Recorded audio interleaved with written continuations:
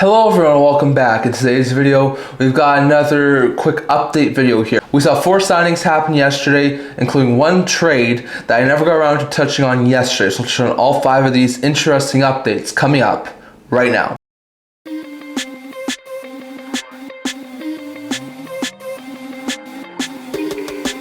Hello everyone, welcome back to another video here at the End-to-End Hockey channel. Now before we get started, don't forget to like this video and subscribe below. Thank you for all of your support. I would never be able to do this without all of you guys. So if you haven't already, don't forget to subscribe button down below. Don't forget to leave a comment. We're on the road to 1,000 subscribers. Don't forget to stay tuned for Tuesday's live stream at 9:30 a.m. Mountain Time, talking about the draft, free agency, and all things in between. So very interesting note there. But in today's video, we just completed the second round of the draft, and very interesting note there. But I'm also going to be doing here just a quick recap video. We saw 4 signings that I never really did in-depth analysis on. Plus, we also saw an interesting trade between the Jackets and the Avalanche. That was also a very interesting one last night involving some players. So I want to touch on all of these things here in today's video. So I'm going to start with the 4 signings I missed last night. The first one was in Columbus, as they have signed Hunter McKown, who was one of those undrafted college players, came over from college a couple of years back. He had a new contract. He was an RFA. He's a center prospect. He can play on the wing. He's 22 years old. He gets a 1-year contract extension with an AAV of $800,000. Now Macauan, just after signing his new deal, wound up playing in 12 NHL games with Columbus, putting up 2 assists. Last year played his first pro season, getting 24 points in 53 AHL games. And this past year had 13 goals, 30 points, career highs in 64 AHL games. I think long-term McKown might be able to work into like something like a bottom 6 player. I don't think he'll ever be like a top-end talent there in Columbus, but I do think he has the potential to be a decent 3rd or 4th liner. So 1 year, $800,000. Probably will play mostly the AHL level this year. Could be a call-up option. Solid pickup here for the BlueJackets, signing him to a 1-year deal. Then we saw the Buffalo Sabres sign one of their pending RFAs as winger Jack Quinn, who's 23 years old right now, coming off a pretty dang good season. He's had some injury troubles over the past couple of years, but still looks like a guy who's going to be a very solid top 6 forward in the future for the Buffalo Sabres. Signed a 2-year contract extension with the AAV of $3.375 million. So that's not a bad contract in my opinion for Quinn. Quinn's been playing at the NHL level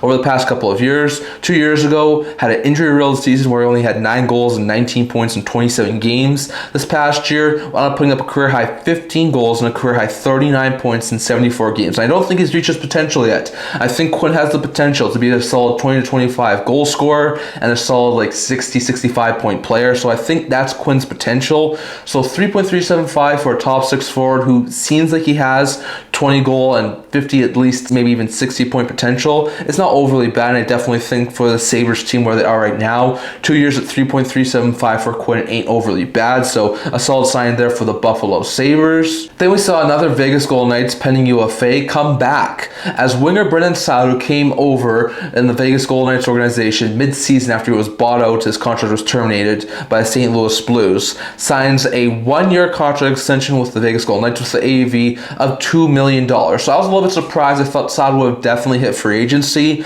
but he doesn't here. He's 32 years old, so he's a little bit on the older side, but had a pretty good season last year with Vegas. He wound up having 6 goals and 14 points, which was a goal and 2 points shy of his total with St. Louis, but he played 14 less games. So he was on pace to probably hit around the 15 to 20 goal mark and probably around the 35 to 50 point mark if he was to play an entire season with Vegas. So Saad could be a decent middle 6 guy. I don't think he's going to be a great point producer at this point in time, but it's a 1-year contract. It's only $2 million for a middle 6 veteran who knows how to score and knows what it takes to win. It's not a bad contract there for the Vegas Golden Knights. So a very interesting sign there, but Saad is now staying in Vegas. And then we saw one of the premium Florida Panthers UFAs stay in the Florida organization as Sam Bennett, the center left winger, has helped the Florida Panthers win back-to-back Stanley Cups. He's 29 years old. There was a lot of people who were speculating that should he hit the open market, he will get $10+ million on an AAV, but he has actually taken a little bit of a discount and stayed with the Florida Panthers as they have signed him to an 8x8 deal, 8 years at $8 million. That's a pretty dang good pickup here for Bennett. Now, it's a little bit of an overpayment in my opinion, yes. He's hit 40 goals in each of the past 4 seasons, which were all career highs. He had 49, 21, 22, 40 and 22, 23, 41 and 23, 24, and this year had a career high 51 points and nearly a career high in goals with 25. So very good stuff there. He's turned to a solid player who can put up like 20 to 25 goals,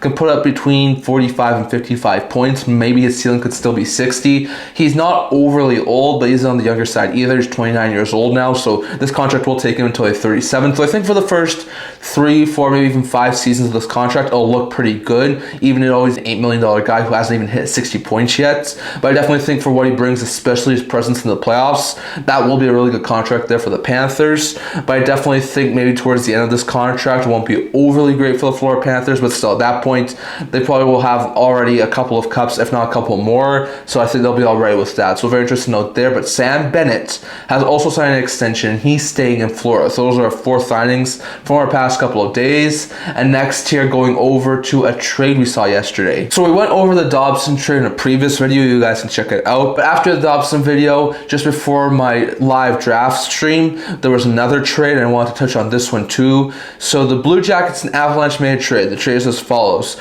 Number 23, I think, on the end-to-end hockey trade bay list, Charlie Coyle, as well as Miles Wood, were dealt to the Columbus Blue Jackets for a 2025 third-round pick, Gavin, Brinley, and a conditional 2027 second-round pick. I'm not exactly sure what the condition is on that second-round pick for the Colorado Avalanche. This is an interesting deal. Coyle is 33 years old in the final year of his deal at a $5.25 million cap hit. So it's an interesting pickup here for the Jackets. He can play on the wing. He should be able to be a solid middle 6 guy, play on either the second or the third line. He's a veteran and knows what it takes to win. This past year had a combined 35 points, including 17 goals in 83 games with the Avalanche and Bruins combined, which was way below what his previous point totals were with Boston, where he had 60 points the year prior and then hit 40 in each of the other seasons. So very interesting note there that he took a little bit of a step back this year. In Columbus, I could see him be a solid middle 6 guy. He's a veteran presence on a younger team, so I think that could also be a smart move there for the Jackets to add.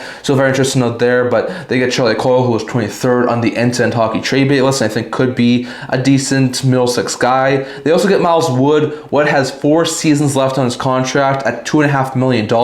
He's a left winger, very speedy guy. He can kill penalties. He can produce some speed into the lineup. He should be a really solid bomb 6 forward. Has had some injury troubles over the past couple of years. He's 29 years old. So like 4 more years at $2.5 million might not age well for a 29-year-old. This past year only had 4 goals and 8 points in 36 games. But if he can stay healthy, he can be a solid 25 to 30 point player, potentially put up like 10 to 15, maybe a 20 goal season is in the works for Wood, and they're going to have him for a couple of years. So very interesting note there. But the Jackets do get a couple of very interesting players in Wood and Coyle. For the Avalanche, they get a pretty dang good pickup here. So they get the 2025 third rounder, which wound up being number 77 overall in this draft that just went by. They got a conditional 2027 second rounder. They could use that as trade fodder. They could try and pick someone down the line. So we shall see what happens with that pick. And they get Gavin Brinley. Brinley's in the final year of his ELC. He's a right winger. He's 20 years old. Doesn't have very much NHL experience, as he only had 1 game of NHL action